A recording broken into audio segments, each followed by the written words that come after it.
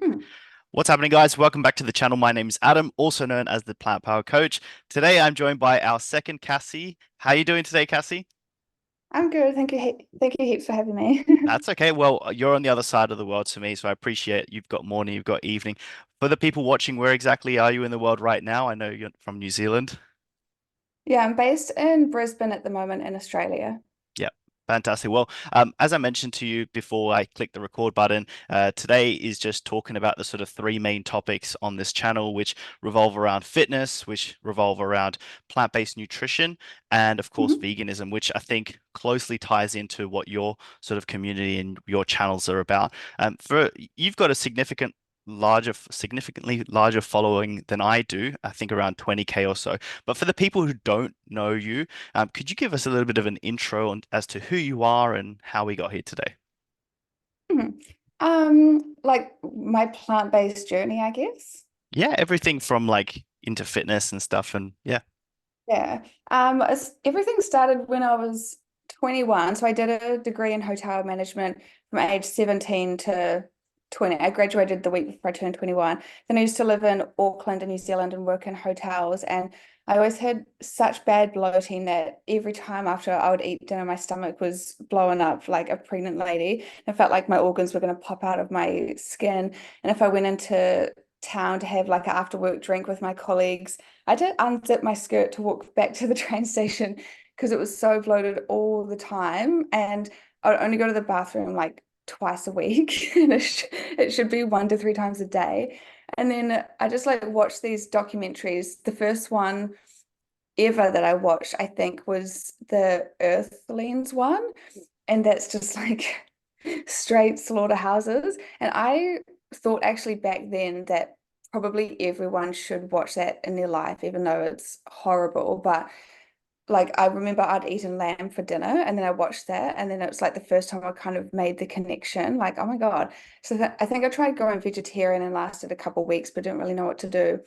And then I watched the What the Health documentary, and then that one really sparked my interest, I think, because they talked about the blue zones a bit as well. And then I decided to quit my job. Well, I went plant-based and it cured all my health issues and all my bloating and digestion. And I lost not like a lot of weight, I guess, but my whole physique changed. I was still actually the same weight on the scale, but over about 8 months, I just like lost heaps of like chubby cheeks that I still had from school and heaps of weight off my arms and just got like really sleek. But I wasn't tracking food or anything. And then I went to the gym to get my first or just to get a program, and I didn't know he would put me on a weights program. And I was like, oh my God, like I'm gonna look like a man and I'll get like huge biceps and stuff. And I was really scared of it. And then the combination of going plant-based and starting weights has like changed my whole life. And then I've done it for about 6.5 years now and done two bodybuilding shows. And I'll be doing another one this October as well. So yeah, I just like became so passionate about it because I thought if you can heal yourself with food, most people just like live with the pain until they die because they don't realize that you can actually fix it. Yeah, absolutely. You answered kind of part of my sort of those three pillars in there. I want to dive in a little bit closer. So from a fitness aspect, I think I'm correct in saying it's a form of bodybuilding, bodybuilding being the umbrella term. I think it's WBFF you competed in, if I'm Mm, correct. yeah. Why bodybuilding? Because I've done bodybuilding, but like for you, what was the main reasoning for that? I think I always used to do heaps of sport when I was younger. I used to be a 100-meter sprinter, and then I started ballet since I was 5 and did 4 different types of dance, rugby, netball, and stuff all through my childhood. And then I quit all my sport just to start work because I started working when I was 16 because I moved out of home really early. And then I think, oh, bodybuilding popped into my mind because there's this lady called Hattie Boydell who is like the world champion of that show. And I used to enter all these modeling competitions, but never quite won in New Zealand. I think just because of my legs, they were like too I don't know how to word it, like chunky, I guess. And then I didn't meet the height requirements as well. And I just saw this lady in one of the costumes because for fitness and figure for that show, you have like the huge thing where with Victoria's Secret wings and stuff. And I'm like, oh my God, it's like Victoria's Secret for muscly people, that federation. And then I thought like training for a show could be cool just to see what you can achieve with your physique. Because sport is different because it's more like achieving like a physical task, like how fast you can run or something. But I thought this is probably something cool to do in your lifetime, like see how like crazy you can get your physique just for like one day on show day. Yeah. And then now I just like it for the long-term goal because if you're just like going to the gym without like a real goal, it's easy to be like, oh, I'm too tired today, or like not really try. But I think it helps look at your body positively when you can look in the mirror and instead of picking yourself apart, like word it positively, like, oh, I'd really like to bring up these areas, or how can I eat better, or how can I improve my training or improve my form. So it just helps keep you interested in exercise long term rather than just going for fun. Yeah. As a like Yeah. something we teach at our Plant Power Academy early on is the sort of the three pillars to fitness. So fitness again being the umbrella term, and then underneath that, um, your goals generally revolve around one of these three things, which is health, all about Mm. feeling better. Physique is about looking better, and then performance is about being better. So you could argue like Mm. something like bodybuilding is about taking your physique to an extreme where you Yeah. potentially sacrifice some of your health and your Mm. performance, let's say strength wise.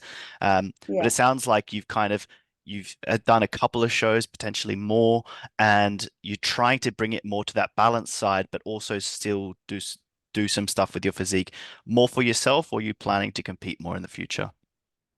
Yeah, I'm planning to compete again in October, but the thing with my journey is that I've never properly cut because I don't track food.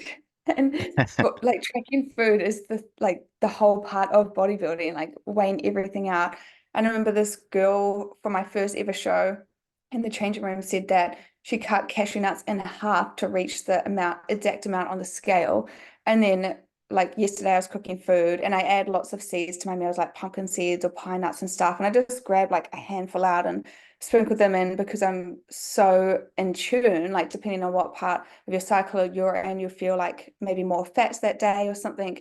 So I've never like actually properly cut and like stuck to the specific rules. And then I kind of stuffed up the peak week last time with the carb cycling because you can't you can't really sleep without carbs. So then you're just laying there at like 2 o'clock in the morning, and then you think either you can just get up and have some carbs, or then you won't sleep, and then next day you're going to be even more tired and have even more cravings.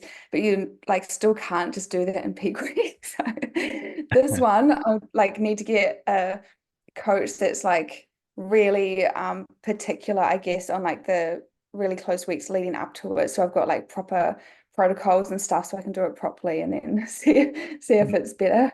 Amazing. For what it's worth, I know Hattie Boydle's coach. He used to coach me as well, and I'm actually good friends with him. So if you ever want someone to, I guess, be along those lines, I can speak to you after this Mm. about that. So I can Yeah. point in the right direction when it comes to calorie counting guys, because I think they're doing phenomenal work, which kind of brings me to my next point as well. And before I actually get to this next point, I actually forgot to mention this at the beginning of the video, which is setting kind of expectations and ground rules, especially for anyone watching as well. Like this Mm. channel is about no judgments, as I mentioned to you before the recording.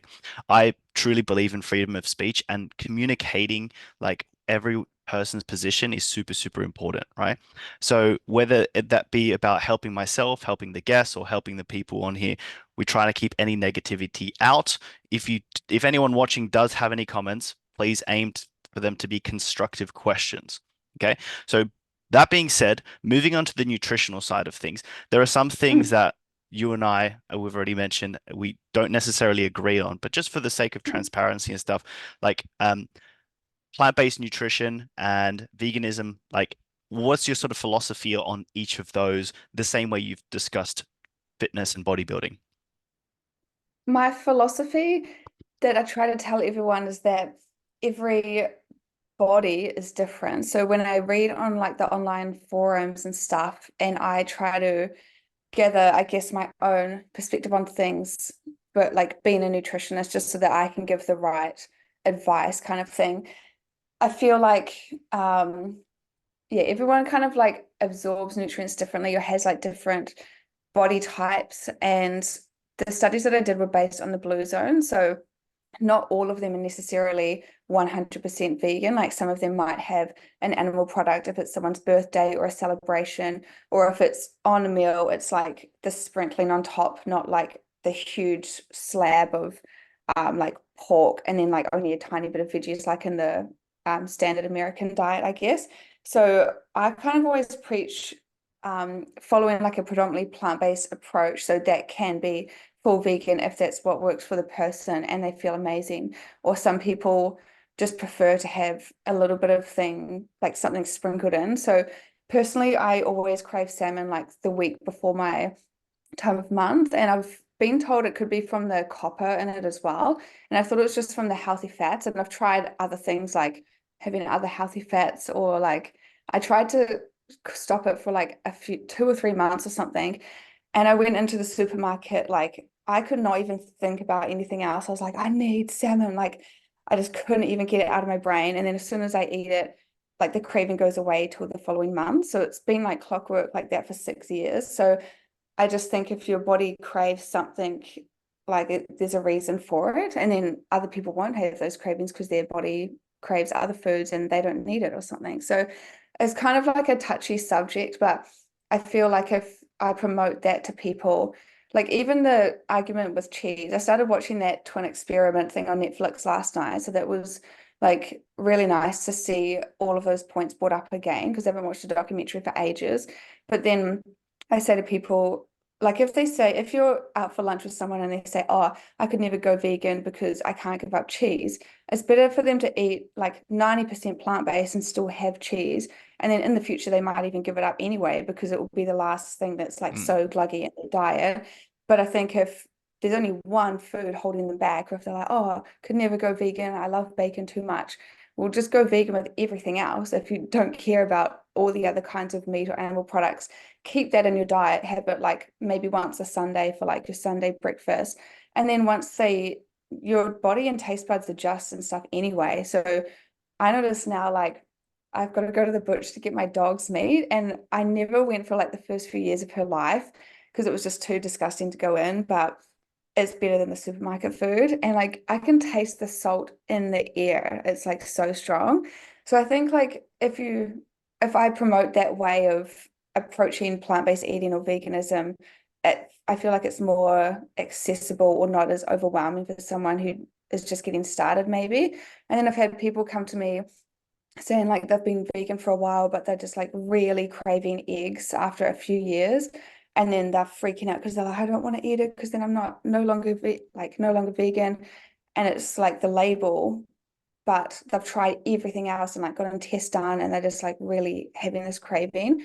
So I think I just tell people that you know your body best more than anyone else, and I can't say to them like, oh, you can't eat it because like it's wrong. Because as long as they're putting in as much effort as they can, or at least a decent amount of effort in other areas, and swapping out other products, Yeah. then still better than them going back to the standard diet and like making no difference at all. Yeah. Have you ever Yeah. like I guess like for me, what would you sort of define the difference between someone who's 100% plant-based and someone who's vegan? Like what's your kind of what yeah, what do you consider to be differences between the two? Oh, do you mean 90% plant-based No, I mean or like 100? fully like if you were full not necessarily you, but like as a definition, if someone says they are 100% plant-based and someone who's vegan, what do you feel the difference is between those two? Uh, I would say 100% plant-based still means no animal products, but they would focus more on whole foods, whereas vegan might just have like a bit more processed food. But I'd Yeah. say, yeah, say 100% still means absolutely nothing. Yeah, Yeah. absolutely. So like again, I think I've had like conversations with like people who are vegan activists on one end, and then I get people who are not necessarily anti-vegan, but then they're not vegan at all, and I guess not really considering it. Um, for me, I think it's like really important to encourage people, as I mentioned to you before I hit the record button, is that like to understand what the end goal is when it comes to veganism. So Mm. for number one, I think people get that sort of confused with the vegan aspect, which is like vegans don't want non-vegans to eat meat, dairy, and eggs. And I don't think that's true necessarily. It's about the what's inherent when you purchase these products.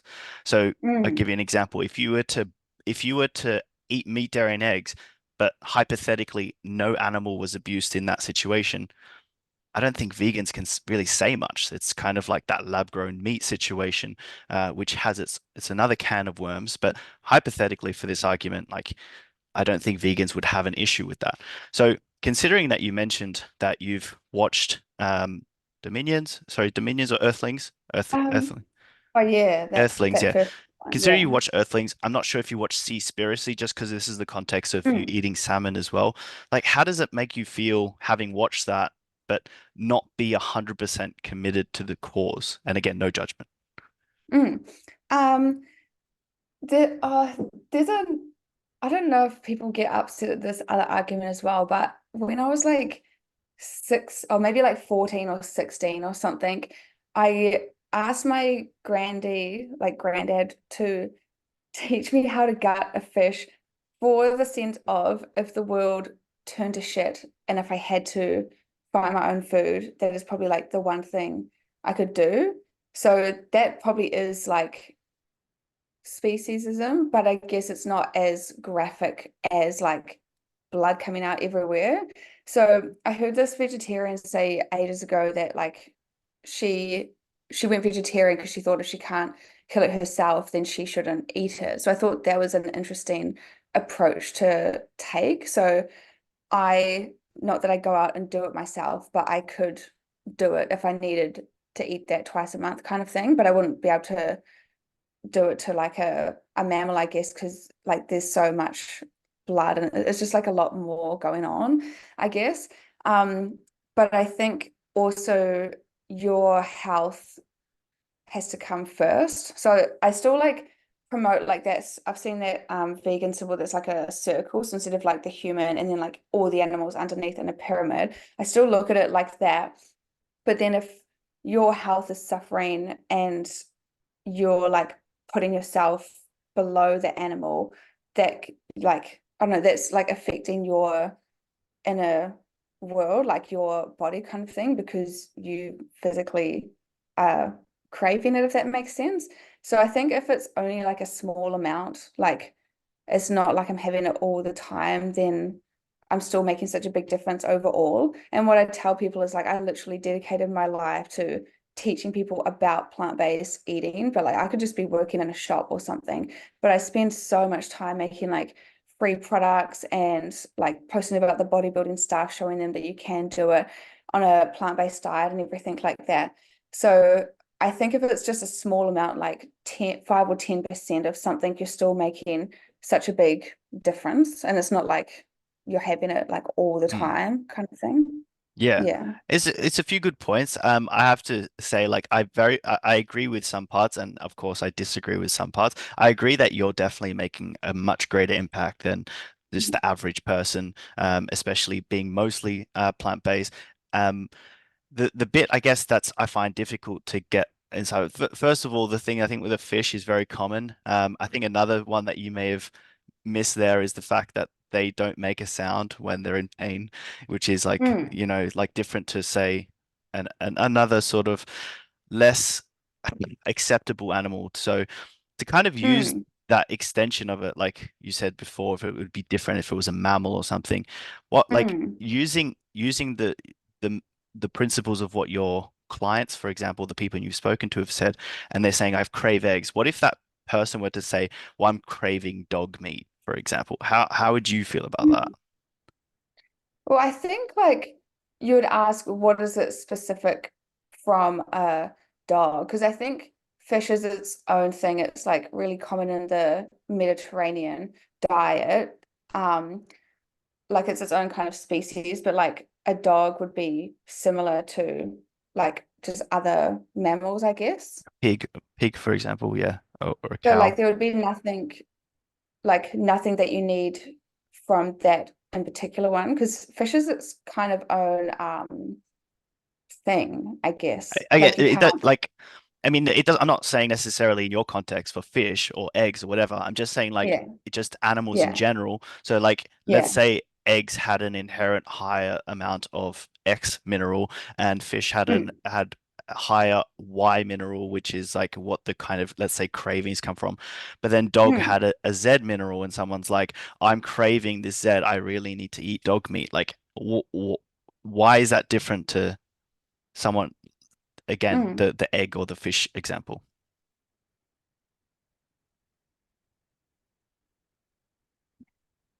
Um, I've got like a really bad answer in my head, but like I'd probably never say this to someone, but in my head I'd probably say like I don't know.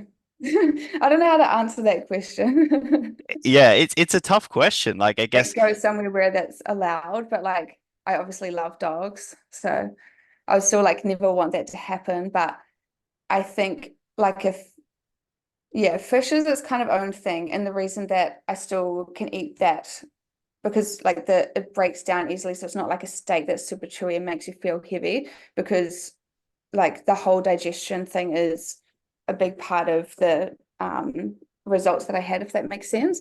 But yeah, you can't really compare fish to like other animals because there is nothing so similar, I guess. have Yeah. you ever done an exercise of like, again, I understand these questions are very difficult, and I don't I ask lots of questions on this channel, and I don't expect everyone to have a straightforward answer Mm, necessarily. It's always great to just talk about it, or even leave this talk having to something to think about. So like, no mm, judgment again. I guess, have you ever had the exercise or done the exercise which is like the trait examples? So in this context, like, what is the trait difference between, let's say, mm, a fish and this context? Because I you've got a dog. I'm assuming you love dogs. What's the trait difference between a fish and a dog which mm. justifies paying for one to be eaten and not the other? Well, my question is, if your body is craving something so bad that you go into the supermarket and go crazy and can't stop thinking about it, then what are you meant to do in place of that? If you already get supplement like nutrient tests done and it's the only thing that Yep. helps, what are you meant to do then? So you would apply the same principle to a dog. No, like if you're saying like that no one should ever eat it because it's like then you're valuing one over another, then what is the answer? If your health, like if you actually, like you just physically crave it, like you go crazy just to have like a piece and then it goes away for a month, then if Yeah. I cut that out, then I So don't feel okay. So for So so what? for this example to work, the trait would have to be, you'd have to apply the same principles to both. So for example, a fish has different eyes to a dog, and it's like, well, if I found a dog that had different eyes or had no eyes, then would that be okay? So in this example, is like, if I'm craving fish, and again, you have to apply the same principle, which is I'm craving dog. Is it okay to crave dog? So like, just to kind of help with that as well, for me in that example, I don't think there's a trait difference that justifies one over the other. But like, if someone were to say like, I'm having sort of dog cravings, or even to a freaky extent of human cravings or something, it would be like, Mm, let's trying to go to a specialist and try and find out what sort of specific mm, mineral, vitamin, whatever mm, that person requires, and to see if how and where they can do that from a supplement from somewhere else, which doesn't contribute to, mm. I guess, harming an animal. Does that make sense? Yeah. Yeah. Yeah. Well, I've had like tests done and stuff, but Yep. my answer to the question would probably be that I feel like I could have a relationship with any animal, whether it's like a deer or something, or yeah, like I don't know, like had like yeah, I don't know, Do you like think you could people have a have a, relationship do you to think some any people animal. have, yeah, like pets, fish as pets as well? Yeah, they do. But I guess like you can't like I don't know if they yeah, you can't really like interact. Yeah. Okay. If I found a dog that I couldn't interact with, would it be okay in that case? No. Okay, it's like this is what I'm trying to get at. It's fine. I get it. It's a difficult one. I'm gonna move on to the next part now as well, and just ask you a question which is very difficult for some people, very simple, very easy for other people. Do you think like um, do you think on some level, this is a very weird question. Do you think on some level vegans are better than non-vegans? Um, uh, I think it depends on who you are as a person. I think it comes down to the person, maybe not necessarily because they are vegan, because I think there's actually I think a lot of bad vegans as well who go around and then put people off. And that's why people are like, Mm, yeah, just like not interested at all because of the way they've been approached by other vegans. And then, yeah, the vegans who think that they are like the only good people in the world, I guess. But then if someone is like a non-vegan and then they know that all this stuff is going on and then they're completely ignorant, um, like not saying that they're a bad person, but improvements could be made with becoming more conscious. Because I think it makes you feel good when you sit down and you look at your plate, you know you've made like some improvement. If you even if you've swapped out one ingredient or whatever, like even if it's just dairy or something at the start, if you've like made a little change, you know that it's like helping something, or like I don't know, like picking up some rubbish or like some little thing that contributes to the world. So I think it's not necessarily like vegans versus non-vegans. It's like how people are trying to make the world a better place as a whole. yeah, absolutely. I'm just looking at the clock because I'm wary of time as well. But I do have one final kind of sign-off question Hmm. as well, to try and keep it as, let's say, a couple of sentences max. It's a Yeah. longish question, but it's more about just yeah, it's not very complicated. If you could go Yeah. back and talk to your younger self, or potentially someone who just reminds you of you, what would you say to them based on everything we've discussed today, or from what you know now? Hmm. In relation to food, Fitness, nutrition, your life, like everything that's happened to you in life right now, what would you say to your younger self? probably make yourself your number one priority. I think only because I'm going through like breakups right now. And then I just realized I spent my whole 20s like in a relationship. And then my friend just said you would be in a different spot if like you just focused on yourself this whole time. So I guess that's just like related to my personal thing that I'm going through. And then you'll like give up heaps of things for someone and then they just leave anyway. So just like make yourself your own priority because you're the only person that's going to be there. Like like you go to sleep with yourself for the rest of your life kind of thing. So yeah. I love that, and it kind of reminds what you've just mentioned. I definitely agree with that, about the when an airplane starts going down, they say put your own mask on before helping others. I truly, truly believe that we should always kind of prioritize ourselves first, not in a selfish way, but actually so we can help others, especially when Yeah. perhaps they're not in a position to metaphorically put their mask on. So I love that. Hmm. Cassie, where can people find you? Like, where's the best place to reach you for anyone who wants to find you, really?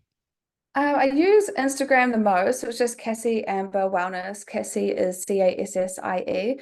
And I started a TikTok, but it's still very new. I've only got like 425 people on there, but I'm trying to learn how to use that platform better. And then I've got a YouTube and podcast as well, where I post longer form content, sometimes about plant-based nutrition or fitness or just like mental health and things like that as well, personal development.